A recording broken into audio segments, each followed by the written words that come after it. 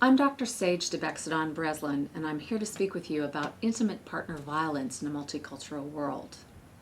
Each year in the United States, approximately 4.8 million women experience intimate partner-related physical and sexual assault.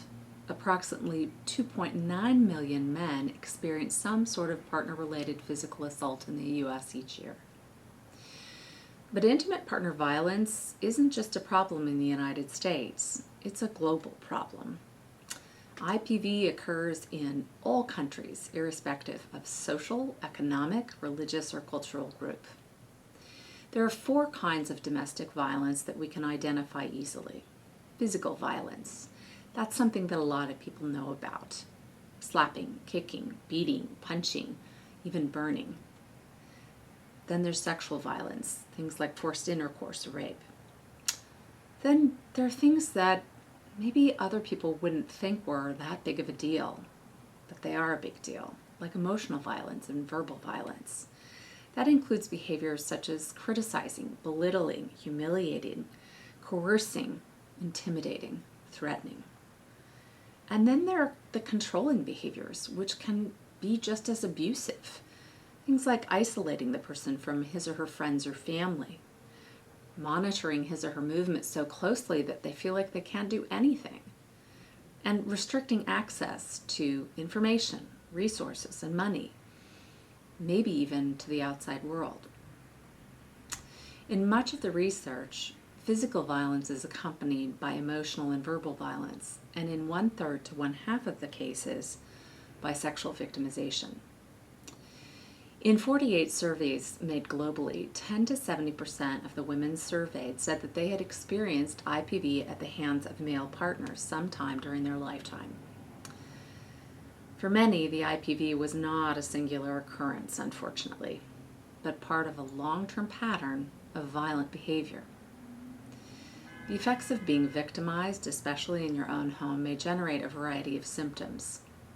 Physical symptoms like, for instance, back pain, headache, migraines, even cancer, believe it or not.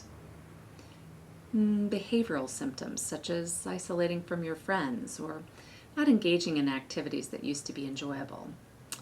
Things like social symptoms, isolating, trying to avoid contact with friends and family so they don't see what's really going on.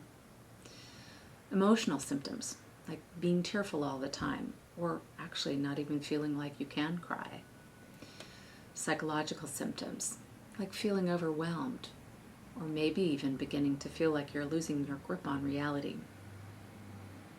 Those who commit violence in their relationships are, more often than not, pretty normal folks whose issues and stresses just outweigh their resources and coping skills.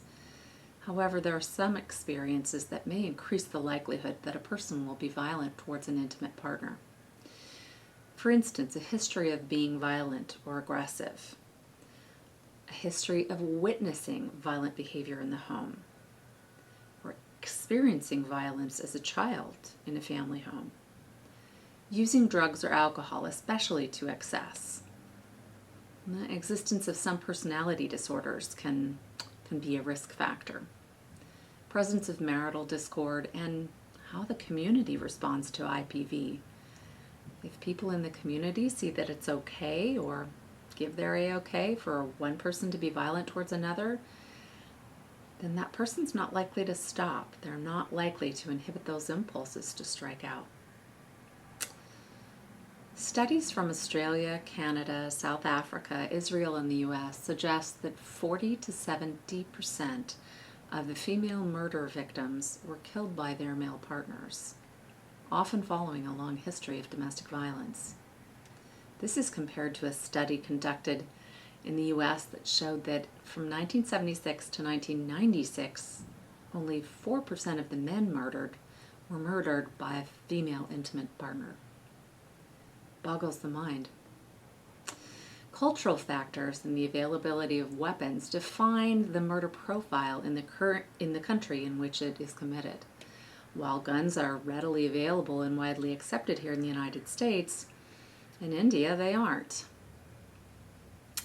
So, according to the World Health Report, in India, It's far more likely for a man to murder his intimate partner by dousing her in kerosene and lighting her on fire than claiming she was killed in a kitchen accident. In some traditional societies, it's still regarded as a man's right to inflict physical punishment on his female partner if he's unhappy with her behavior, if she's not performed her role well, or if she's overstepped her limits. So, why not just leave? What happens to women that they stay in violent relationships? Why do people stay where it's not safe? Well, let's consider some ideas. A woman's response to intimate partner violence is largely governed by the options available to her. For instance, is she emotionally healthy enough to leave, or is she more emotionally dependent on her male partner? Is she bound by the belief that someday he'll change? We like to believe that people can change their behavior, absolutely. But when there's a long history of domestic violence and no intervention and community support for the violence, honey, he's not gonna change. Does she have support to leave?